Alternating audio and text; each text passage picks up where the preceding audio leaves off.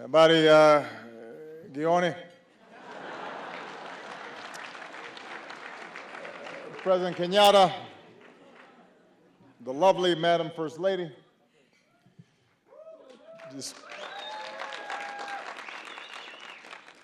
distinguished guests, ladies and gentlemen,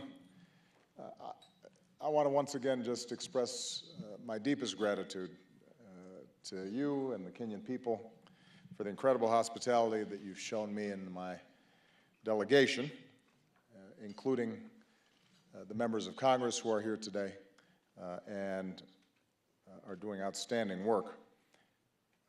You know, my visits here as a younger man, I could have never imagined the outpouring of friendship that I feel today.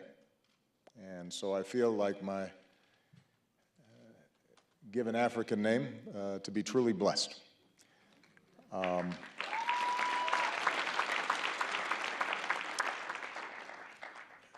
The presence of the members of Congress who are here today, I think it describes and expresses the deep support for a strong partnership with Africa and with Kenya. We were able to get the AGOA bill passed, and those of you who know American politics, there aren't too many things where Republicans and Democrats agree these days.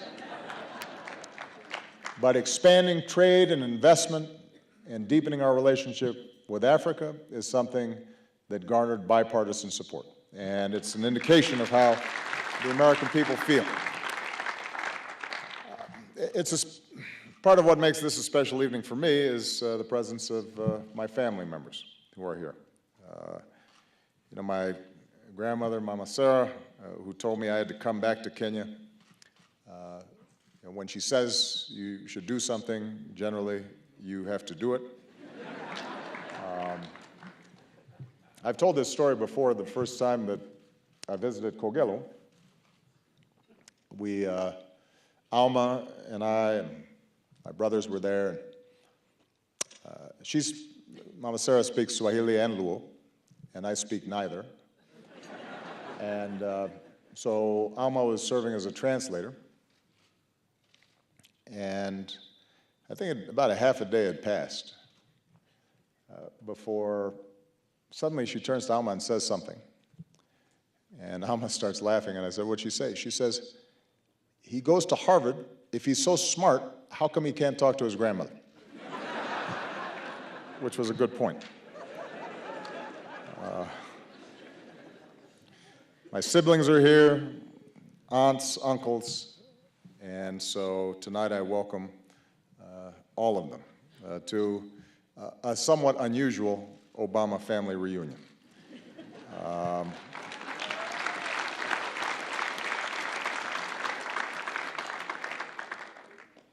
I suspect that some of my critics back home are suggesting that I'm back here to look for my birth certificate.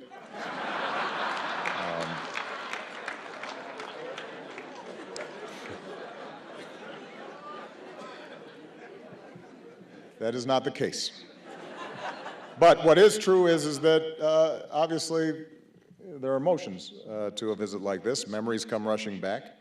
When I was in college and my father was here, I wrote him a letter telling him of my hope to visit. And he wrote me back and he said, "Dear son, even if it's only for a few days, the important thing is that you know your people." Now, he died in an accident before I was able to make that trip. But in fact, when I came, I did get to know the people of Kenya.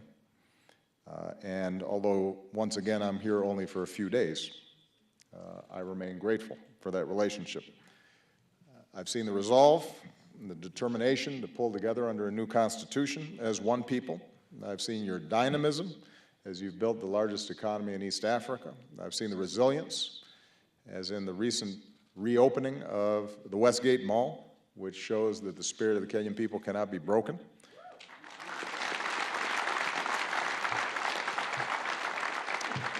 And I've seen it in the friendship between our peoples, particularly our young people.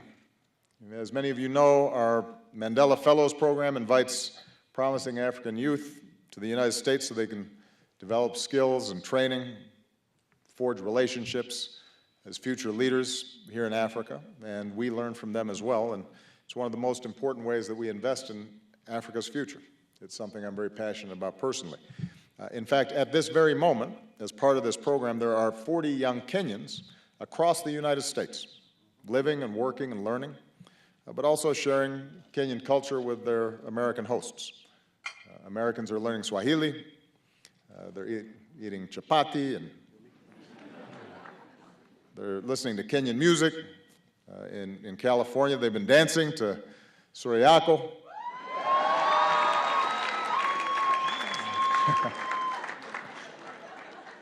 So here tonight and across the United States, Kenyans and Americans are coming together. We're understanding each other better. We're finding new ways to partner. And I believe that if we can build on what we've accomplished on this visit, then we can achieve even more in the years to come for our people, for our beautiful lands, for our freedom, for peace. I was reflecting on what President Kenyatta said about the past and history. And our fathers were people who lived at the same time and went through independence of this country at the same time, took different paths, obviously. My father was significantly younger. And it's true that it would have been hard for them to imagine how their sons might be sitting here today.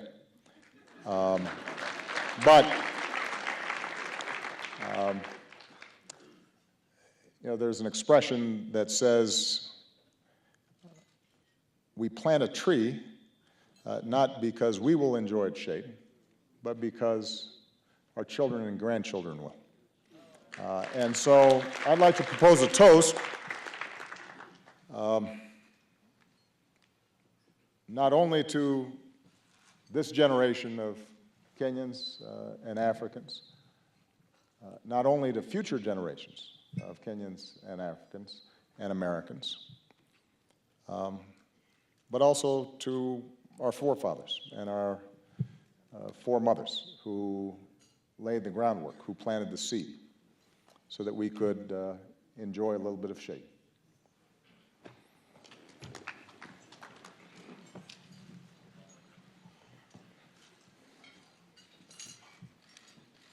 To the people of Kenya and to the people of the United States of America, Mungu abariki Kenya.